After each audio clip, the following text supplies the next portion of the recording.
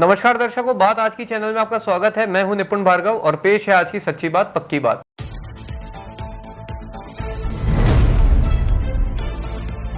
अघोषित बिजली की कटौती और बढ़े हुए बिलों से अजमेर के लोग बुरी तरह त्रस्त। टाटा पावर को अजमेर निकाला देने की उठी मांग।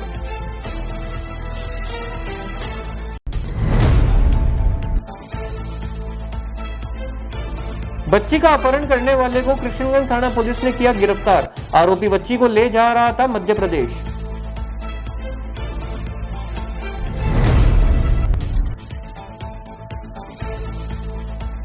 साइबर क्राइम थाने में ऑनलाइन ठगी का मामला दर्ज, खाते से उड़ाए लाखों रुपए।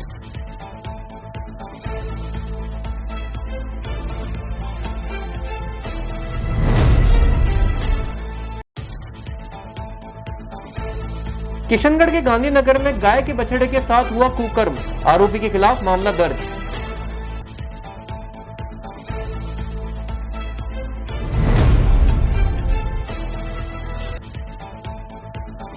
पांच वर्षीय बालिका को ई रिक्शा ने मारी टक्कर, इलाज के दौरान हुई मौत।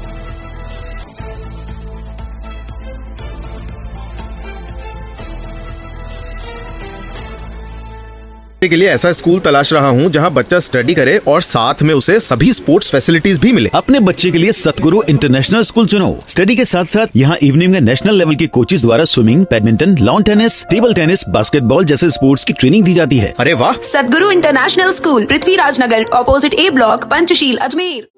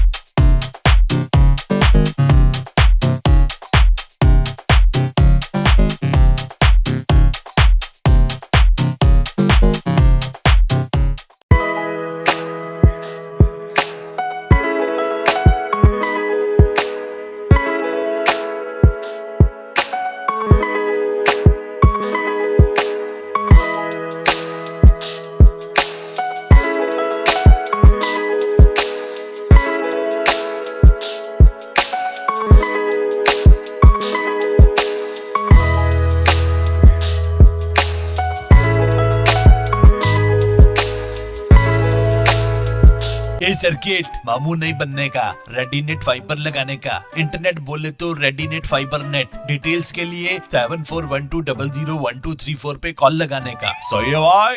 इंटरनेट बोले तो रेडीनेट फाइबर। और अब शुरू करते हैं बातों का बेहतरीन सफर। अजमेर के टाटा पावर की लापरवाही से रोज अजमेर शहरवासी परेशान हो रहे हैं। शहर के अधिकतर इलाकों में बिना किसी सूचना के टाटा पावर के द्वारा बिजली की रात्रि के समय पर की जा रही कटौती से गर्मी के दौरान लोगों का बुरा हाल हो चुका है। कल भी जहां दिन में अजमेर के फायसागर क्षेत्र की बिना किसी जानकारी के 3 से 4 घंटे बिजली बंद रही, तो वहीं शाम होते होते केसरगंज, आशागंज, चांद बावड़ी, पहाड़गंज का पूरा क्षेत्र 4 से 5 घंटे तक अंधेरे में डूबा रहा। क्षेत्रवासियों का आरोप है कि टाटा पावर के कर्मचारी और अधिकारी इस मामले में पूरी तरह से जानबूझकर चुप बैठे हैं। जबकि क्षेत्रवासियों द्वारा कितनी बार इस बारे में शिकायत दर्ज कराई जा चुकी है, लेकिन उसके बाद भी टाटा पावर के अधिकारी आंख मूंदकर आम जनता को परेशान कर रहे हैं। कल शाम को पहाड़गंज क्षेत्र में शाम 4 बजे से लेकर रात्रि 10 बजे तक बिजली बंद होने पर पहाड़गंज, जटिया कॉलोनी, खटीक बस्ती, नई बस्ती और आसपास का क्षेत्र पूरा अंधेरे में डूबा रहा, जिसकी वजह से लोगों को काफी परेशानी का सामना उठाना पड़ा। क्षेत्रवासियों का कहना है कि आए दिन शाम को यही दिक्कत होती है, खास तौर से महिलाओं को ज्यादा परेशानी उठानी पड़ती है। इससे परेशान होकर क्षेत्रवासियों ने हजारीबाग पावर हाउस में जमकर प्रदर्शन किया और टाटा पावर के खिलाफ जमकर अजमेर से टाटा पावर भगाओ के नारे लगाए। क्षेत्रवासियों के अनुसार पावर हाउस में एक भी अधिकारी नहीं मिलता और उनकी समस्या सुनने वाला कोई मौजूद नहीं रहता। बिजली को लेकर उनका यह भी कहना है कि उनके क्षेत्र में अभी कई दिनों से 3 से 4 घंटे बिजली बंद रहती है और आए दिन 11,000 वोल्ट की तारें टूट जाती हैं, जिसके कारण उनमें भय व्याप्त है। उन्होंने बताया कि अभी एक दिन पहले ही 11,000 वोल्ट की तार टूटी थी और एक महिला चपेट में आने से बाल बाल बची थी। यहाँ पे नहीं है से बंद है सर, और सारे जो फील्ड ऑफिसर वगैरह वो नाइट पे गए हैं ठीक करने के लिए। अच्छा, यहाँ कोई आएगा तो उनको सेवा देने के लिए कोई नहीं मिलेगा कभी भी, जबकि 24 घंटे सेवा देने का आपका कार्य है। बिल्कुल सर। फिर कहाँ है आपके कोई अधिकारी कर्मचारी? यहाँ सभी चले गए? सारे चले गए सर, 4 मेंबर तो चारों चले गए सर। और पीछे से यहाँ कोई टेक्निकल फॉल्ट हो जाओ तो फिर आपको आता है पूरा सामान? नहीं सर, हमारे जो कंट्रोल रूम होगा उनको बताएंगे। अगर इस पावर हाउस में आग लग जाए तो क्या हाल? अभी मान लो कोई बारिश का समय है, कोई स्पार्क हो जाए तो एक ना एक ऑपरेटर तो यहाँ मौजूद होना चाहिए ना। ऑपरेटर सर है ना यहाँ कोई नहीं था, है ना वो सारे। आपने क्या बोला? बोले कि मैं अकेला हूँ, बोले कि मेरे को मालूम है, मैं ठेके पे हूँ। आपने यही शब्द बोला, वो ये बात नहीं था।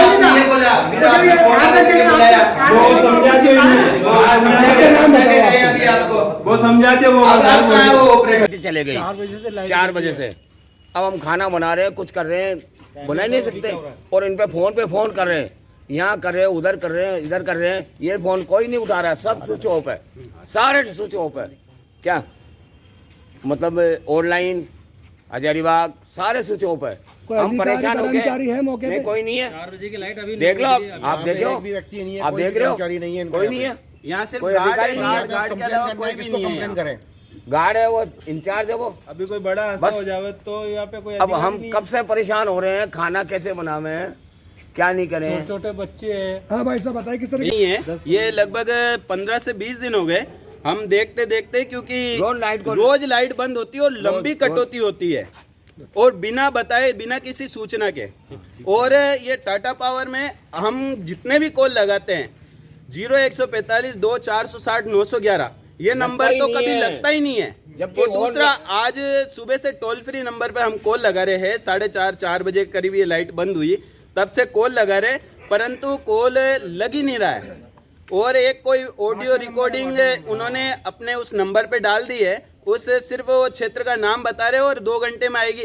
2 घंटे, मैंने 7 बजे एक बार ये कॉल लगाया था तो उस समय भी उन्होंने कहा 2 घंटे में आएगी लाइट है, और 2 घंटे का अभी लगभग ये देखिए नंबर, ये 7:18 पे मैंने लगाया था और अभी 9 बज रहे, 2 घंटे हो चुके हैं, परंतु अभी भी कह रहे हैं कि कम से कम 1.5 से 2 घंटा लगेगा।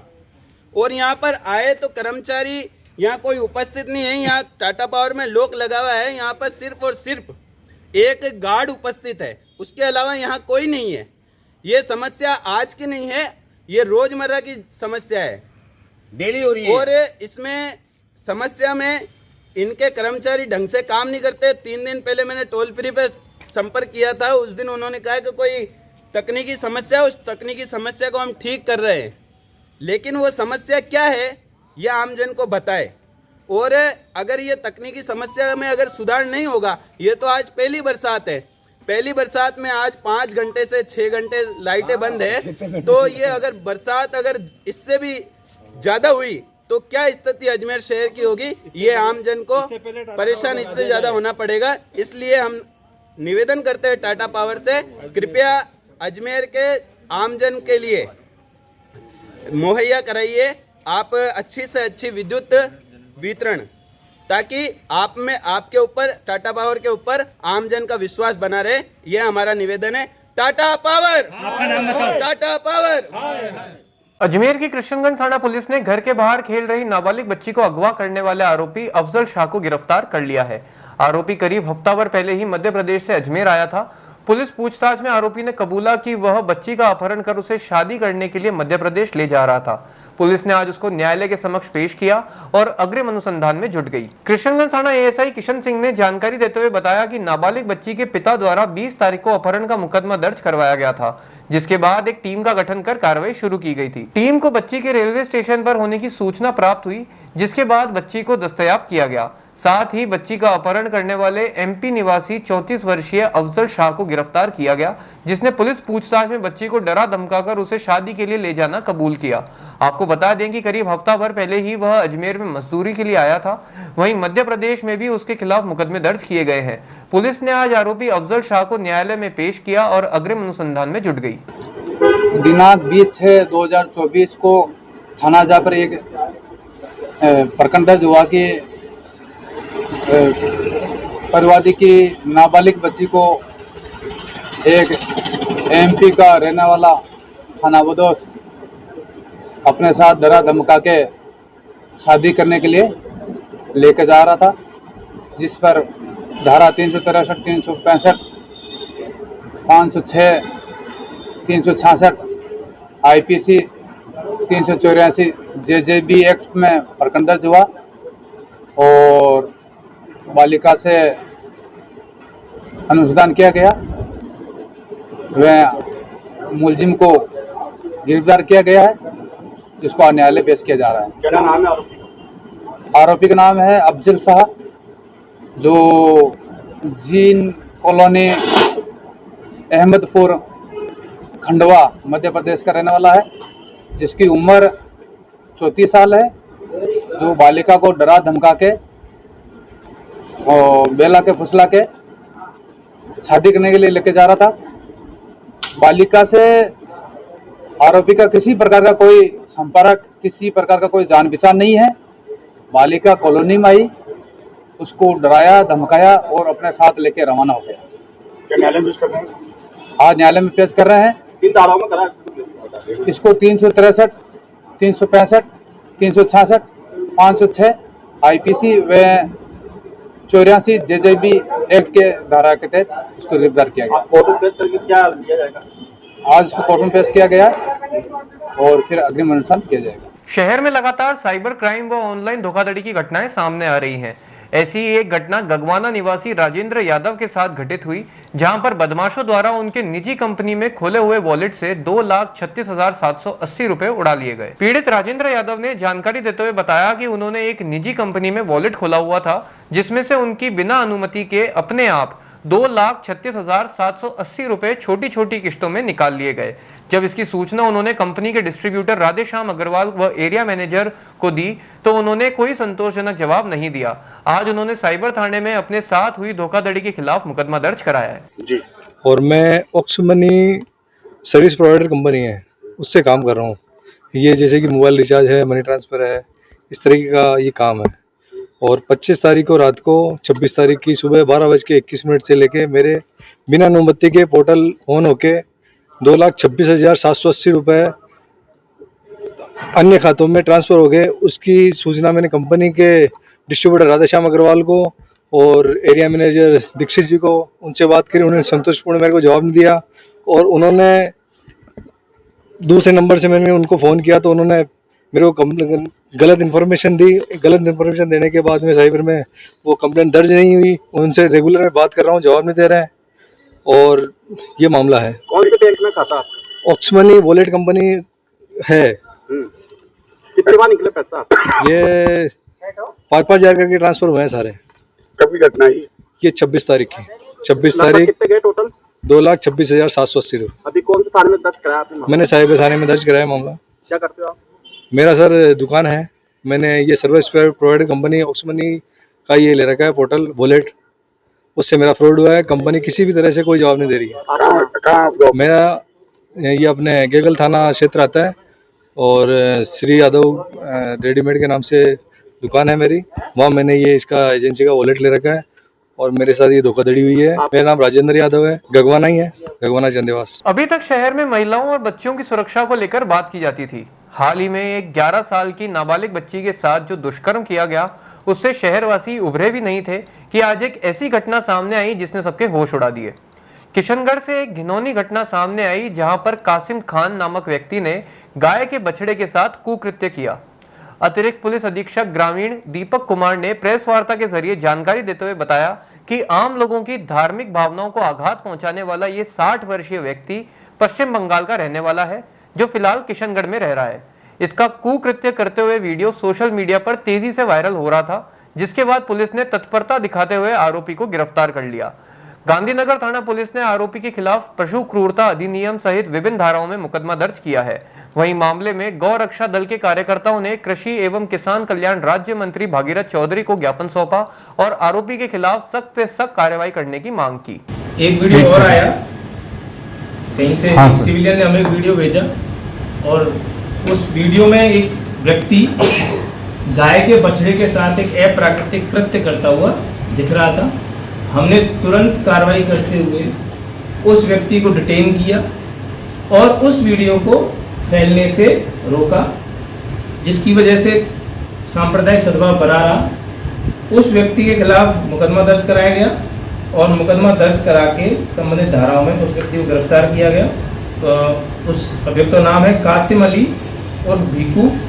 ये अभी फिलहाल किशनगढ़ में रहता है, चमड़ागढ़ में, और ये रहने वाला वेस्ट बंगाल का है, तहसील जोनाई, जिला हुगली का है।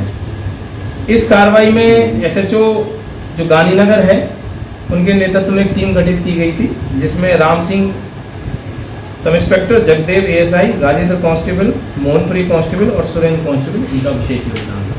अजमेर के तोपदड़ा से एक दुखद घटना सामने आई जहां पर एक 5 वर्षीय बच्ची की एक दुर्घटना में मौत हो गई।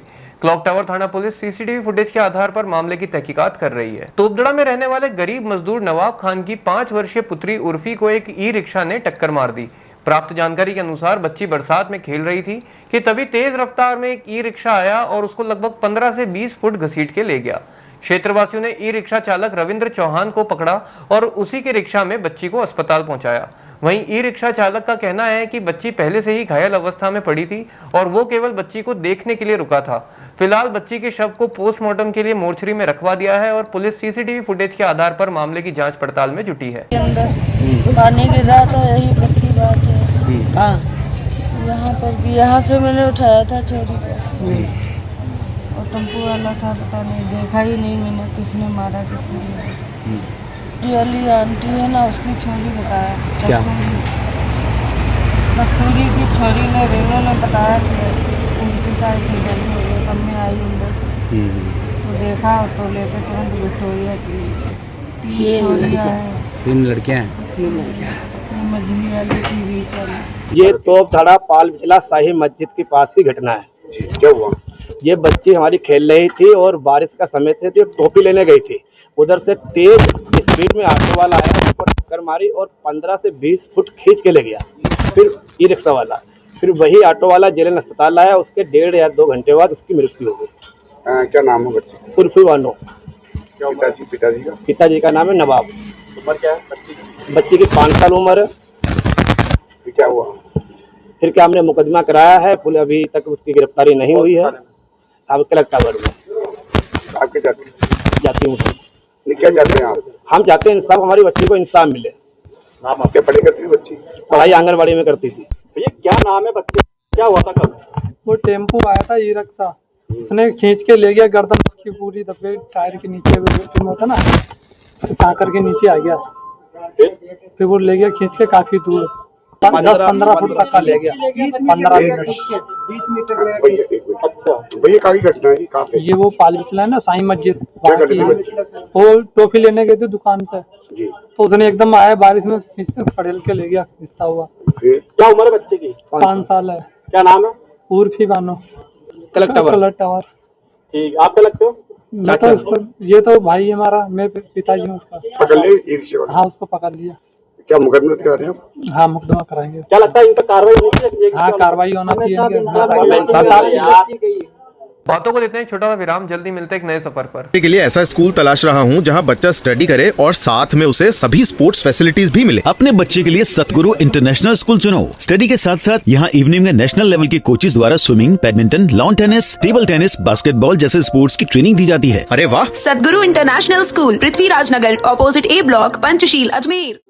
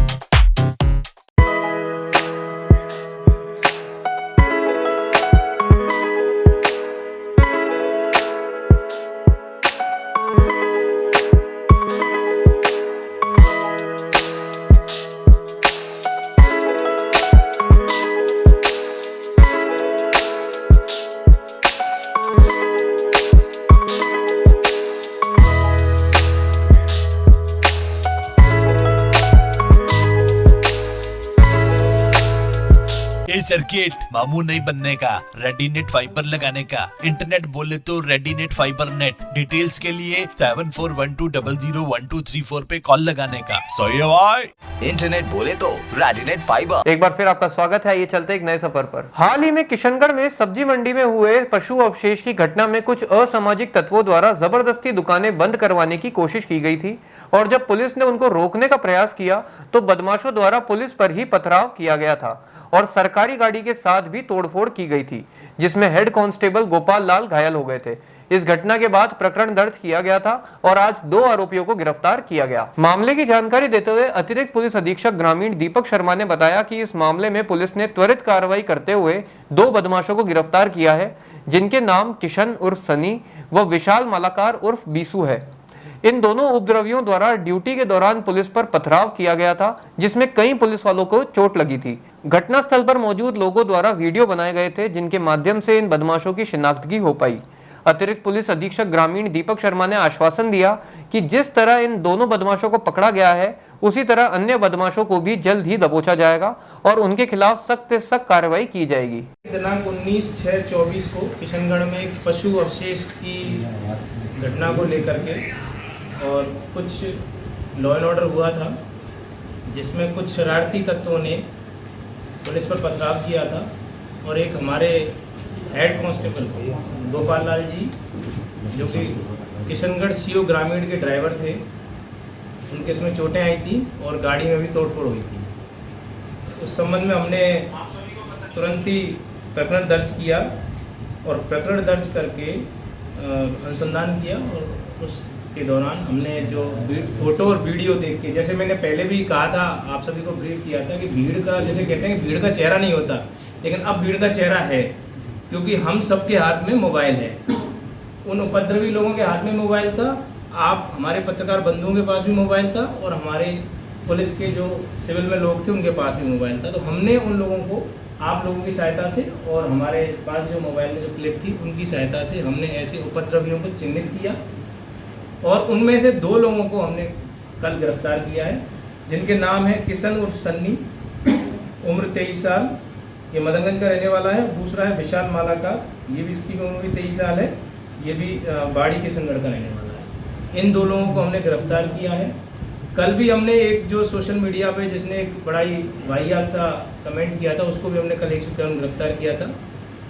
आप सभी लोगों की के माध्यम से मैं अजमेर के सारे समस्त नागरिकों से निवेदन करना चाहता हूं कि घटनाएं दुर्घटनाएं होती रहती हैं, आप बिल्कुल भी अपने आपा ना खोएं।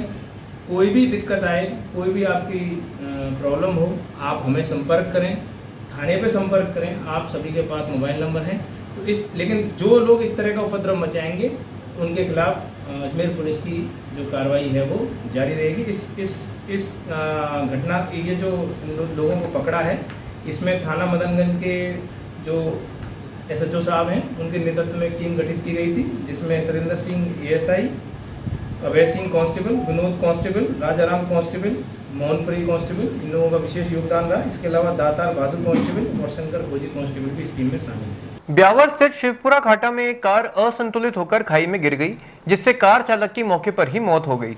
प्राप्त जानकारी के अनुसार गोविंदपुरा ब्यावर निवासी भूपेंद्र सिंह अपने किसी काम से गया था और लौटने के दौरान शिवपुरा घाटा उतरते समय कार असंतुलित होकर करीब 300 फीट गहरी खाई में गिर गई, जिससे कार चालक भूपेंद्र की मौके पर ही मौत हो गई।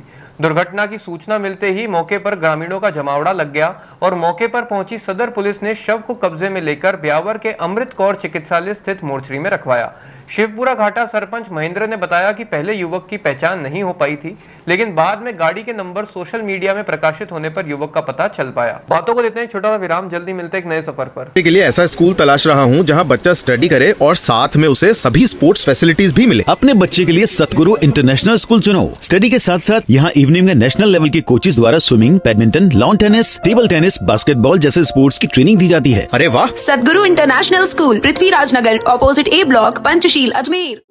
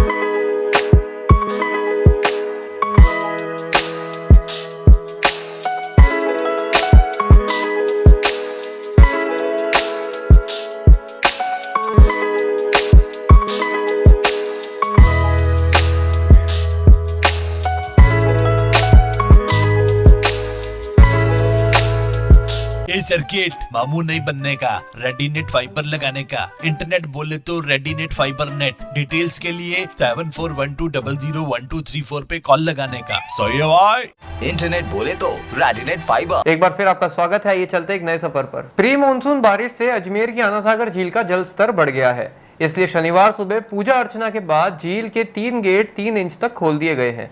आपको बता दें कि 28 दिन तक आना सागर झील के गेट खुले रहेंगे। शनिवार सुबह आना सागर एस्केप चैनल के गेट खोलने से पहले अधिकारियों ने पहले पूरे विधि विधान के साथ पूजा अर्चना की।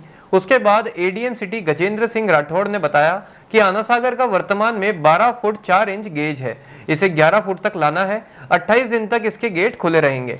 प्रतिदिन 3.12 MCFT पानी निकाला जाएगा। आना सागर की भराव क्षमता 13 फीट है। बरसात को देखते हुए पानी की निकासी की जा रही है ताकि कोई परेशानी ना हो। अभी 12.4 फुट इसका गेज है, इसको 11 फुट तक लेकर आना है। 28 दिन लगभग ये खुला रहेगा। अभी क्या गेज था इसका? 12.4। सर मानसून का देखते हैं किस तरह के इसके गेट कितने दिन खुले रहेंगे? 28 दिन। अभी कितने गेट खोले गए? 3। Thank you. आज आना सागर 3 गेट खोले गए हैं। आज आना सागर का गेट जो है 12 फुट 4 इंची, इसको हम 11 फुट पे लेके आएंगे। ये 24 दिनों में 3-3 इंची के हिसाब से 3 गेट खोल के पर डे 3.12 MCFT पानी निकाला जा रहा है इसमें से आना सागर में। कितने दिन तक खुला रहेगा और ये पानी कहाँ का जाता है? ये 3 दिन में 24 दिन तक खुला रहेगा और बारिश के हिसाब से यदि बारिश होती है तो फिर और बढ़ सकता है टाइम पीरियड। और ये दौराई होते हुए डुमाड़ा होते हुए गोविंदगढ़ डैम में जाता है भावता होते हुए। आज कौन कौन शामिल रहे हैं सर? आज एडीएम सिटी माननीय एडीएम सिटी कलेक्टर साहब और नगर निगम से आए अधिकारी और सिंचाई विभाग के अधिकारी सम्मिलित हैं। मसूदा के बहादुरपुरा गांव में ग्रामीणों में पुलिस प्रशासन के खिलाफ भारी आक्रोश देखा जा रहा है। जानकारी के अनुसार दिलखुश गुजर पिछले 5 दिनों से लापता चल रहा था और परिजनों द्वारा लगातार प्रशासन को ज्ञापन दिया जा रहा था, जिसको प्रशासन ने नजरअंदाज किया और नतीजा ये रहा कि आज 5 दिनों बाद दिलखुश का शव कुएं में पड़ा मिला। लाश मिलने के बाद घटनास्थल पर ग्रामीणों का जमावड़ा लग गया, जिसके बाद पुलिस मौके पर पहुंची और ग्रामीणों को समझाइश के प्रयास किए गए, लेकिन ग्रामीण विजयनगर थानेदार के निलंबन पर अड़े हुए हैं। सर 18 तारीख को शाम को 5:30 बजे बाद मेरा भाई दिलखुश गुजर घर से निकला था। एक घंटे 2 घंटे हमने उसको ढूंढा, या सभी जगह ढूंढ लिया। उसके बाद थाने में रिपोर्ट दर्ज कराई। उसके बाद जो आरोपी है चेतन गुजर, दूसरे दिन पुलिस उसको लेकर आई और आधे घंटे बाद उसको छोड़ दिया। उसके खिलाफ कोई कार्रवाई नहीं की और उसको थाने से भगा दिया और कहते हैं मोबाइल उसका स्विच ऑफ आ रहा है। मेरे भाई की आज ये जो हत्या हुई, यदि पुलिस, जब मैंने हाथ जोड़कर प्रार्थना की थी, मेरे गांव वालों ने, भाइयों ने, मैंने कहा साहब ये चेतन गुजर के पास मेरा भाई है, कोई अनहोनी घटित नहीं हो, उससे पहले इसको ले आओ। जो उन्होंने कहा कि ये चोर नहीं है, ये गुनहगार नहीं है। पुलिस की मिलीभगत से मेरे भाई की आज हत्या हुई है।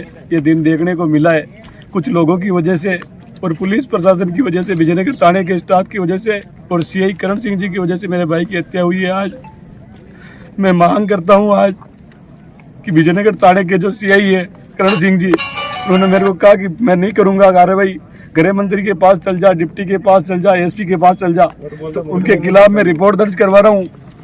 मेरा एक तो करण सिंह जी जो सीआई है विजयनगर थाने के, उनके खिलाफ मुकदमा दर्ज होना चाहिए, मैं रिपोर्ट कराऊंगा उनके खिलाफ। एक विजयनगर का पूरा थाना सस्पेंड होना चाहिए और जितने भी आरोपी इस मेरे भाई की हत्या में शामिल है, चाहे साजिश में शामिल हो, चाहे हत्या को अंजाम देने में शामिल हो, सारे आरोपियों के खिलाफ कानूनी कार्रवाई होनी चाहिए साहब, और मुझे न्याय मिलना चाहिए। ऐसा नहीं हो कि ये लोग किसी आरोपी को बचा दे। आपके माध्यम से आप मेरा साथ देना, और मेरे गांव वाले, मेरे भाई मेरे साथ नहीं होते आज, तो मेरे को आज मेरे भाई ये डेथ बॉडी भी नहीं मिलती साहब।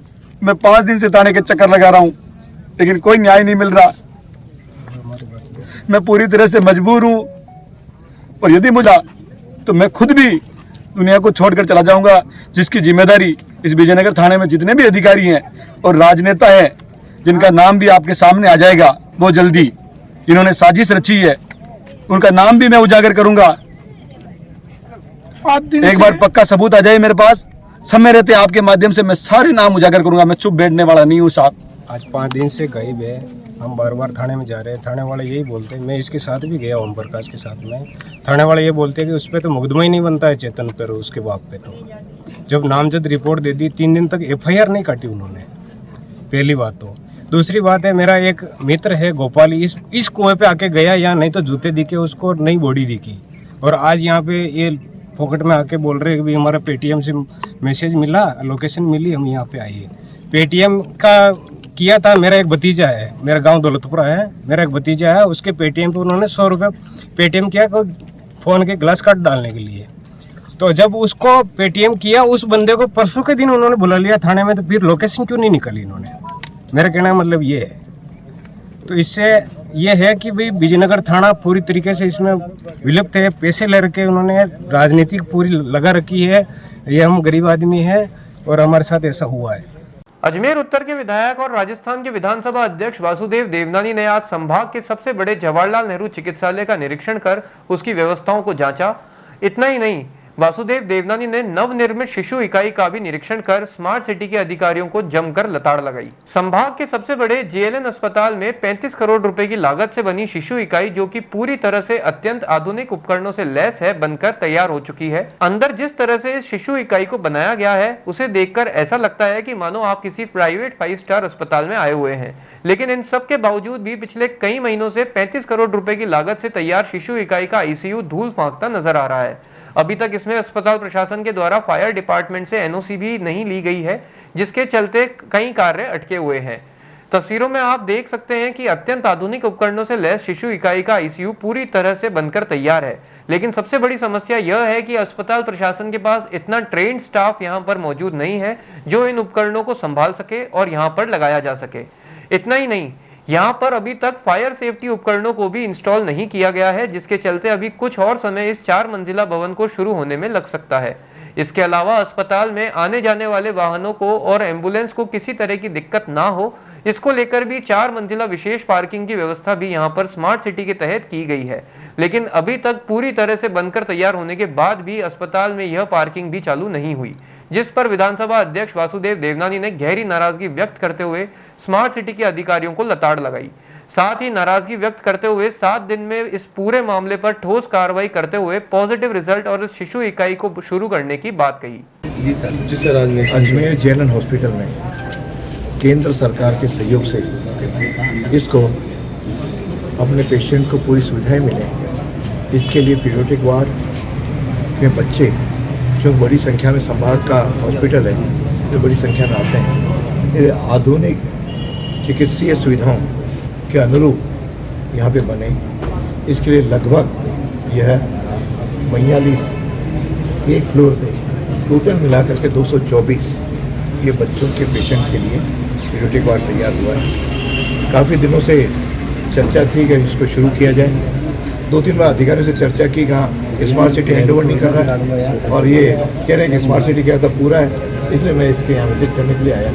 तब between smart city and doctors या मैनेजमेंट प्रशासन के बीच में जो कोई गैप है उसको ठीक किया सके और जल्दी से जल्दी इसको हम उपयोग में ले सकें और पेशेंट को लाभ मिल सके। इसमें बड़ी सुविधाओं का आज किया है और अभी मैंने स्मार्ट सिटी से चर्चा की है।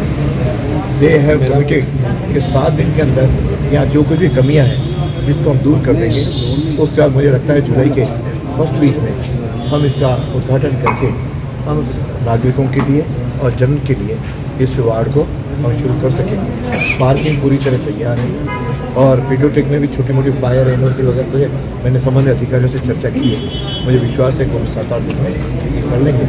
और तीसरा जो गर्ल्स हॉस्टल है वो भी शायद तैयार है पूरा, तो वह भी हम लोग उसको भी बच्चियों के लिए हम भी उसको शुरू कर सकें। बाकी यहाँ पे अभी 2-3 और डिपार्टमेंट्स या मेडिकल का है, मेडिकल का है और आइसोलेशन है, उनके लिए भी मैंने इनको स्पीड अप करने के लिए कह रहा हूँ ताकि वह भी आज सरकार के पैसे का सही समय पर पूरा उपयोग हो और जन को उसकी सुविधाएं मिलेंगी। इसके लिए आज यहाँ पे विजिट किया है और मुझे विश्वास है कि इसको हम बहुत जल्दी उपयोग कर सकेंगे, क्योंकि केंद्र सरकार ने इसी भावना से हमको ये पैसे दिए थे कि हम इसको जल्दी से जल्दी जनता को सुविधाएं दे सकें।